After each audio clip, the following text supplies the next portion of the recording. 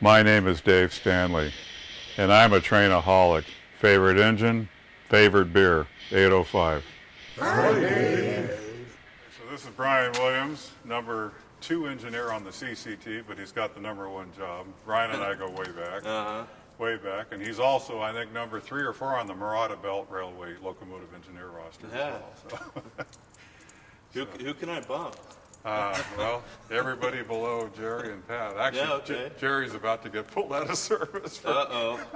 Yeah, so it'd be me and Pat. All right. I used to work with Kevin on the Union Pacific. I worked with his father as well after the SP merger. Both good railroaders. We go back a few years. Yeah, I remember working with you in 94 when you just started the book. Yeah. On the traction company. Yeah. All the way to Oakland. Oh yeah, yeah. Long time ago. So he's one of the smart ones that left the UP and came to a short line. I left a short line to go to the WP. And Best move I ever made. yeah, it was probably the best move I ever made at the time. But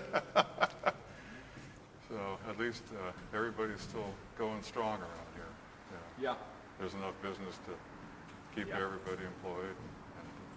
Yeah, business is good. Oh yeah, good, good. Tuesday's usually your heavier day, isn't it?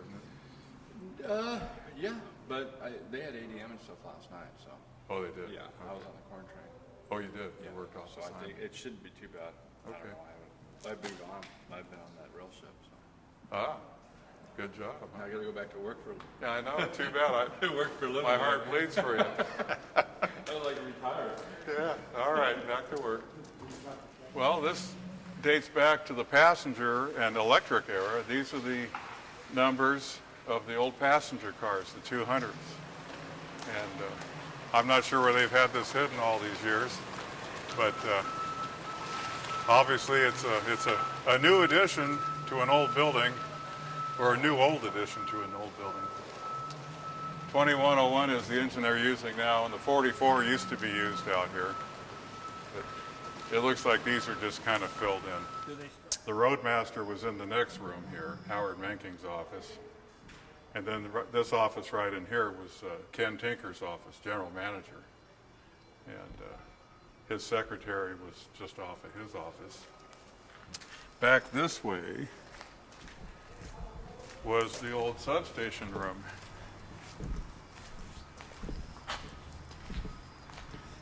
Looks like it's boarded up now, but this building was the substation. It used to have a board that would fold, and it had all of our names and who was on what assignment. It was all here back in the pre-computer days. So we would actually congregate in here as well. And of course the car barn, there was a lot more tracks in here at the time. Now I think, what do they have, 2 tracks? But this used to all be tracks in here. The barn was built in right about 1910.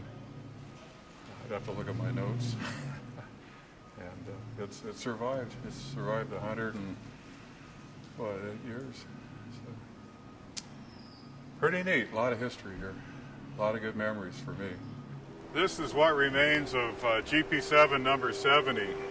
I'll call it today's Queen of Humboldt Bay because it sat in Eureka for years after the Northwestern Pacific shut down. But I was working here for the traction company when the 60 and the 70 arrived. They were ex-Reading Railroad GP7s. Ken Tinker acquired them from Chrome Crankshaft. And at one time, these were just gorgeous locomotives in a red and white paint scheme that Ken Tinker asked me to design. And I tell you, that was probably one of my proudest moments on the railroad, was being able to offer a paint scheme that he wanted, and it still exists today on the newer equipment. But, you know, this engine served out its last years working out of Eureka for the North Coast Railroad, and sad to see it in this condition now, just a bit of a shell and not much else. The sister engine to this, number 60, ended up on the Sierra Northern. It's been rebuilt to where it's not even recognizable as a former CCT engine. And Matt Monson owns this shell of number 70, and what he's going to do with it, I honestly do not know. this. I remember when SP got these in the early Yeah. 70s. Yeah. In fact, they had these before you and I started railroading. Yeah. Yeah.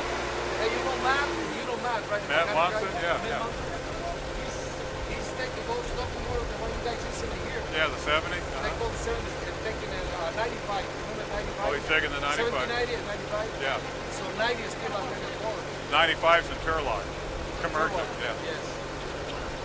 So that one, man, when me and you work, it's a lot of fun working the railroad. No more, you know why? This being celebrated. Oh, I know. How much longer are you going to work? I only wait for, I don't know, my wife, decision maybe, my boss, or bad day, you know. When I The can bad handle day, it. yeah. Because right now, we're very busy, doing a lot of hard times. Oh, boy. Well, I quit when I was 62. I'm 65 right now. I'm 64 now. So, As a teenager, we used to come down here on the Sacramento Daylight back in the 1969, 1970. We'd get off at the SP station and walk down here and spend all day down here at the tower. This is where I met people like George Manley, Don Jewell, Dean Lewis, who was editor of the CTC board at the time. And yeah, we'd spend all day here watching Santa Fe trains, SP trains. The WP used to run back through here, and it was a good day's outing. So, times have changed, though. The tower's gone, WP's gone, the SP's gone, Santa Fe's gone, but we still have trains here for the younger generation that comes out here and braves the elements. So instead of the tower now, Gary, we have this in its place. Okay, this is where I came to work in 1978 when I left the Central California Traction to the Western Pacific. Worked out of Stockton Yard on and off from 1978 until 2015. I was yard master here from 1983 to 1988. Back when we had a tower. The tower is long gone, as is a lot of the other symbols of this yard. The old Valley Ice Company building has been gone for years. Of course, the Western Pacific's been gone since 1982. But a lot of shifts worked here, a lot of trains taken out of this yard when we used to run from here to Portola or Oroville or Oakland. And the scene has changed, yet it's still pretty much the way the yard looked as far as the track layout. A few things have changed, but still a fairly active yard for Union Pacific today. Mostly locals, through freights are gone. And I had a lot of good memories here. It's nice to be retired from it.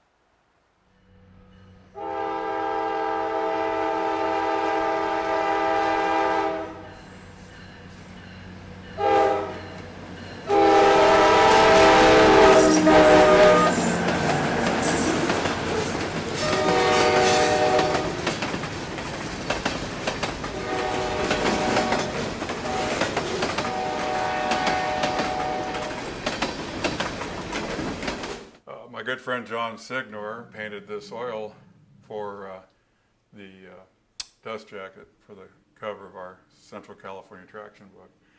And this is in Lodi, on Lodi Avenue. The Roundhouse Tavern still stands, looks just like that. The tracks have all been paved over, except for, of course, for the former SP line in the background. Number 80 really didn't make that many trips into Lodi, but I always had a special place in my heart for that engine. And grape season, we got a lot of Santa Fe reefers down in the Lodi area. So this depicts the grape season about 1976, 1977. And one of the things I always liked about this is the lighting that John caught on the rail. The reflection just, to me, really brings this painting apart from others. And then you can see the marks in the pavement from derailments, and this was always a high derailment area for the CCT. There were actually tracks that went off to the right as well. And most of the turnouts were the old interurban type turnouts with a single point that moved. So trying to get an Alco through that turnout was always a challenge. Oh. This photograph here I took in 1991 when the 844 and the 3985 were out for rail fair in Sacramento. I had worked the whole night before on a switch engine at Sacramento Yard assembling this train. We had to move certain cars around for an early morning departure to go east on the old WP. So I was half asleep. I was in the car snoozing. It was pouring rain out, and the two guys I was with said, "Wake up, they're coming." So I got out. I already had my camera set up. Got the picture, sent the slide off to UP for their corporate magazine just on a lark. And not only did they purchase the rights to it, they entered it in 3 different contests, nationwide contests for magazine design and photography. And we won a gold award and a bronze award, 2 bronze awards. So 3 awards total for this photograph. So I was fortunate, and that kind of gave me an inside key to that opened the door for doing other stuff for the UP. They had me doing different photo shoots out here in the Stockton area. So it was a lucrative day, and one that I'll never forget. Quite a show of steam, and one of my favorite photos that I've taken. So this is the 3rd book project I was involved in, Western Pacific's final decade, I should say, with Dale Sanders, Ted Benson, and Dick Dorn. And the 4 of us collaborated on this book photographically, and we took turns writing different chapters of the book. And all black and white, but one of the better pieces, I think, on the Western Pacific, and different than most other WP books that have been published. And this one's available through White River Productions. This is the 2nd book with my name on it. I co-authored this with Jeff Moreau. He helped me a lot with some of the early research and his knowledge of electric railroading. Started working on this book in 1981 when my daughter was very, very young, and basically took me about 20 years to get this thing wrapped up, and covers the entire history of the railroad from 1905 up till publication date, which was in 2003. It's in its 2nd printing, so it's done very well. I've been happy with that, and Signature Press publishes this one as well. But this was the railroad I grew up with in Sacramento, and no book had ever been done on the history of the CCT, so I guess that was my calling. Okay. Well, this is kind of my miniature railroad museum. I have a magnetic flagman off the Central California Traction Company. This used to stand at Harney Lane Crossing, and then was later moved to Pine Street in Lodi. And when they upgraded those crossings, I was given the opportunity to bring it home, legally. So I did. And it was very cumbersome. I've moved it 3 or 4 times, but finally got this thing working in 2016. The Sacramento Northern Crossbuck is off the old SN main line at Lib Farm Station, so this would have been the line that ran from West Sacramento out to Dozier and out towards Rio Vista Junction, the old original SN main line. The rail is off the Central California Traction 75-pound Carnegie steel, manufactured in 1905. And I didn't know what to do with these. My wife said, let's make a little pathway out to the patio, so that's what we have. And everybody says, what's the gauge? I go, it's Stanley gauge. Here's the one knuckle that I will confess to breaking myself. This was off of an auto train in Sacramento. And it sat there and sat there. My conductor told me where he stashed it, and one day I went through there on a light engine move, and I stopped the engines and got off and picked up my knuckle, so to remind me never to do it again. Over here is the speed board from Biola Junction on the SP. This has been in a lot of photographs taken there in the Fresno area because it was mounted on an SP crossbuck post, which made it kind of unique. Number board 9802 is off of the very last hydraulic locomotive that the SP operated, and of course was one of the alcoholics. And I was at Associated Metals in Sacramento the day they were actually torching this thing, and the guy says, "Take what you want." So I absconded with the number plate. The North Sacramento sign is off the old Sacramento Northern Main Line that ran from Globe up to Sankey through North Sacramento and Rio Linda. The WP emblem is off of GP 353022. It was given to me years ago by Les Clapham, who was the superintendent of shops in Sacramento at the time. The Milwaukee Road emblem is off of Little Joe E78. Dick Dorn was there for their final run of the Milwaukee Electrics, and when they shut the E78 down, he was able to get some of the emblems off of it. So they're preserved here, and I'll make sure they go to a good home after I pass away.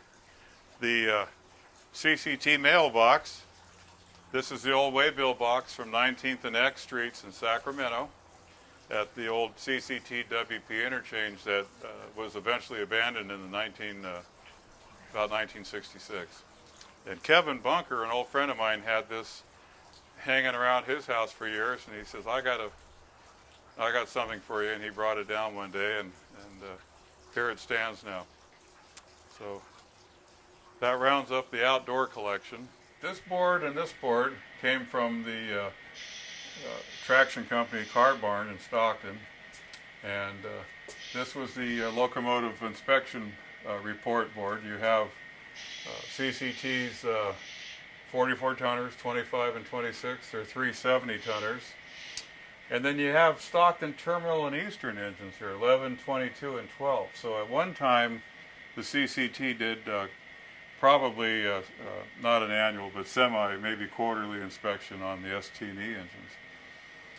They may have done annuals too, but I don't know. But these are all 1962 dates, and of course, all these locomotives are history, except for 25. I should say 25 is at Commercic, down near Turlock, and I think it's used occasionally by the guys down there. And then number 30, of course, is at Rio Vista Junction. And then this board came also from the shops. These were assignments about 1969. I don't have the exact year, but judging by what's on here, I'm going to guess it was 1969. And you had your an extra job with Alco 40 at 41. Here's the Santa Fe engine, the 2357 that was being borrowed by CCT. The Libby job would leave Stockton and run all the way to Sacramento and work Libby's and do the Sacramento work. And then they'd come all the way back to Stockton at the end of the day. And then when the hours of service shortened, they had to create a terminal in Sacramento because they couldn't make the whole round trip and do all that switching up there. So, but back in the late 60s, they were still running out of Stockton. And then the local was the regular through train to from Stockton to Sacramento and back. And then it looks like a grape extra. September would have been right in the middle of grape season. And so they ran a night extra job to go work Lodi, the Lodi area. So everything here is the way it looked. I went over it with chalk just because it was fading away quickly, but that's how that came about. This is remnants of the old CCT track in Lodi on Sacramento Street, which was abandoned in 1947. And Rogers Railroad Junction, which is located on Sacramento Street, was able to come up with a lot of this stuff when the city was out there tearing this track up a few years ago. It had been under asphalt for decades. And so they were giving this stuff away like Halloween candy, and I thought, why not? Let's get it displayed. These signs used to be all along the CCT right-of-way, advising the public about the third rail, and it's dangerous to life. You betcha. Don't touch it. I got this from the late Ken Meeker. Alco Builder's plate is off of CCT engine number 40, which was still in use here. And the order hoop came from Ken Tinker from his collection. He was WP's superintendent of stations before becoming general manager of the traction company. And he passed quite a few years ago, but his daughter gave me the train order hoop. So nice to have that in the collection as well. We started this layout in 2003. The first thing we had to do was rebuild this room. The walls weren't sealed. There was no insulation. There was no ceiling. The roof leaked. The floor was open slat. There were a couple of sliding doors on either side of this room, and neither one of them would open or close. They were so badly warped. So it had been open to the elements. And my wife says, "Can you build that model railroad in there?" And I said, "Yeah, someday after I rebuild the room first." So here we are today. And it's been a group effort. A friend of mine, Rod Loader from Oregon, did the lighting for me. And of course, I've had it sheetrock, wired, air conditioning, heating. My brother-in-law, Larry Gonzalez, added the 4 speakers into the ceiling so I can play my music. John Signor painted all the backdrops but this one. I won't blame him for this. This was my doing. I wanted a stormy sky just for the west side branch, and that's what I got. But John did a beautiful job on the rest of this model railroad, which we do call the Murata Belt. And we've had about almost 25 operating sessions on it since we started operating. The layout is virtually done scenery-wise. There's a few buildings still to add, but for the most part, it's a complete layout. One of my prized features or scenes is this sugar beet loader that Clyde King scratch built. Just did a beautiful job.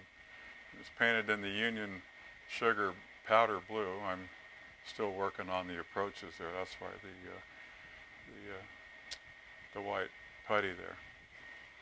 But a lot of the scenes my friend Pat Davis has done. He's built all the bridges. He's did this entire lake scene. There's a fisherman here.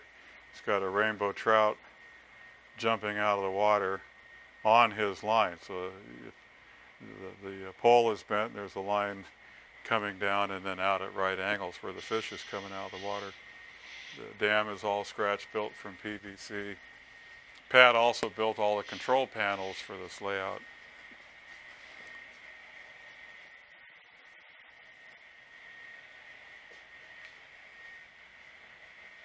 The scenery work is pretty much all mine.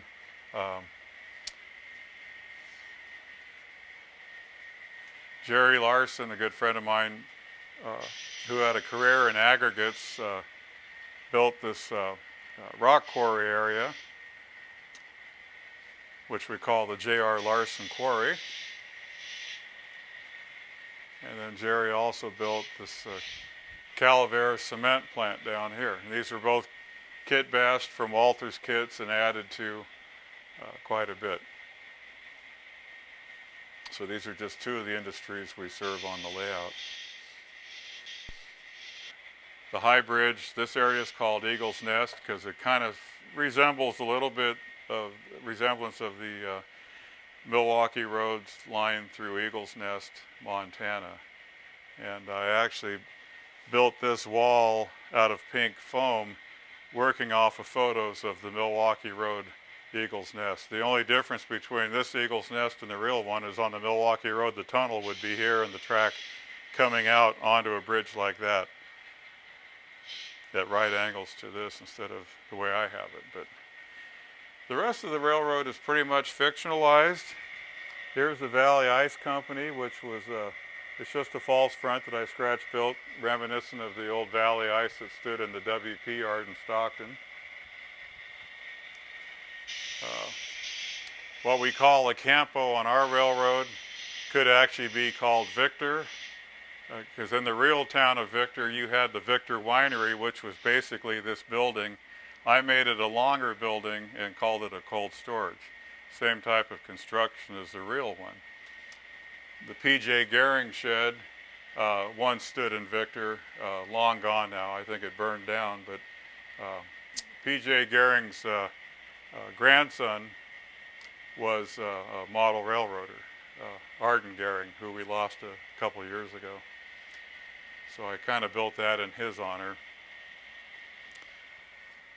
And Murata Yard, this is our main classification yard down here. So most of your trains originate or terminate here. Some of them originate and terminate out of Palisade or Stockton. It's our staging yard. And we have control of the yard on this pull-out panel. So we have basically a loop-to-loop railroad. There's a reverse loop on this end of the railroad, and up here on top is a reverse loop at the west end of the railroad.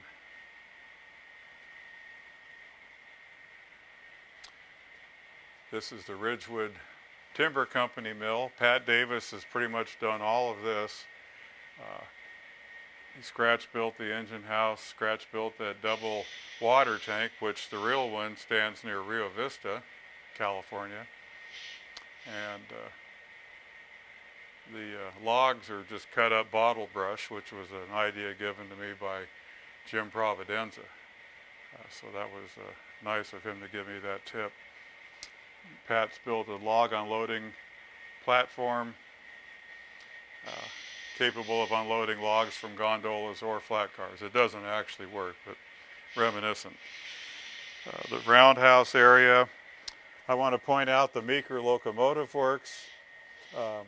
Ken Meeker, who was a good friend of mine and a co-worker on the railroad, used to do a lot of custom painting, and his painted models, he would ship them in a box entitled Meeker Locomotive Works. Well, we lost Ken a few years ago. So on my layout, this was kind of a dead area that I wouldn't be able to utilize. So I had the buildings built by Pat Davis, and then we put a spur track in there and pulled the switch out. So in other words, Meeker Locomotive Works shut down when Ken passed away. So that's my little memorial to Kenny.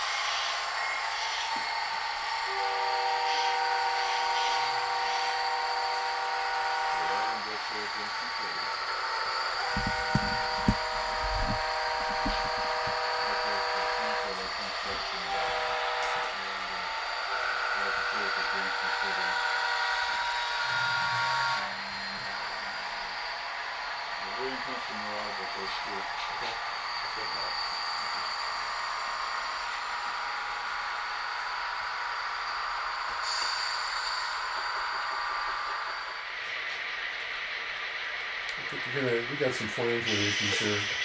Really? Yeah, there's just gravel between the rails. Okay.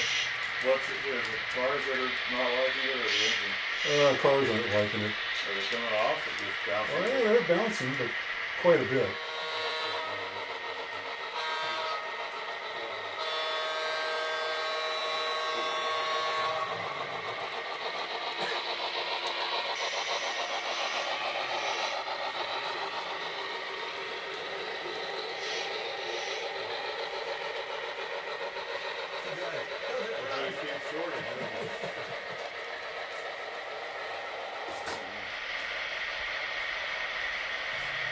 Yes, indeed.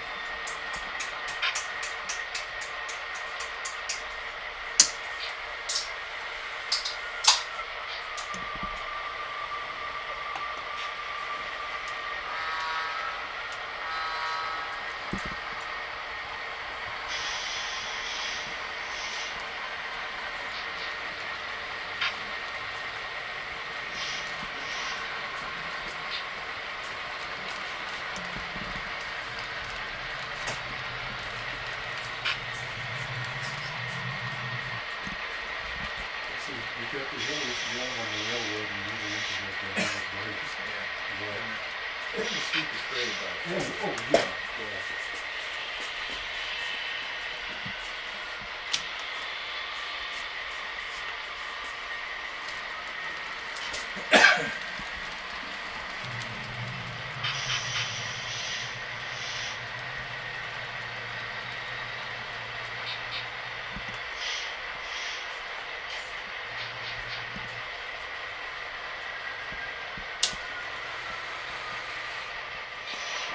So one of the keys to keeping your yard inventory correct is to get all your way bills in the right order as you put them after you switch them into a different track.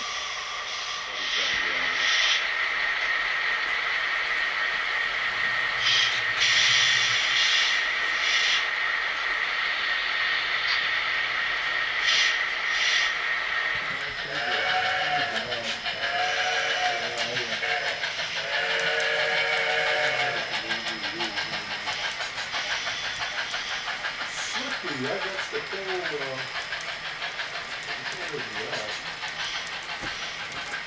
Pilot truck springs because it was causing the pilot stuff to come off all the time. Oh, really? And I lost the replacement spring, so I haven't seen the 3-1. I haven't sat down and do it yet. Well, that engine has only run once since I've got it, so Well, hopefully it's that's all. Yeah, but unfortunately Russell could care less about that. He just didn't want to see any of that. Well, I'm surprised that he was nice enough just to donate the steam.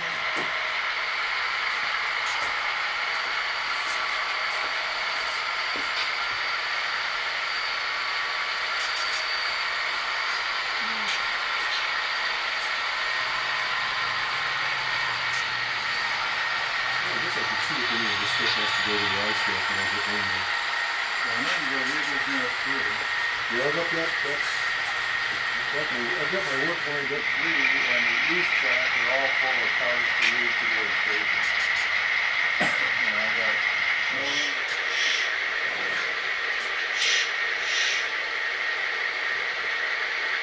I think cars and stuff. Oh, yeah. I fell in love with the 2 Orient Eastern Max cars a couple of years ago. Well, there's no wrong with 50 years ago. I think the thing is weather, you can tell there's multitude of things.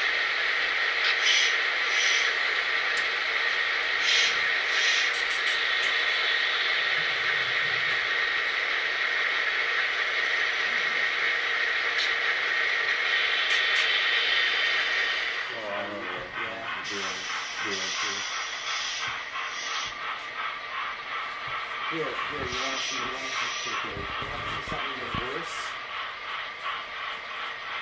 Here, okay. Even more than that stuff. Hey, you see, you got the knife like that. I know, it's pretty sad. Thank you for watching.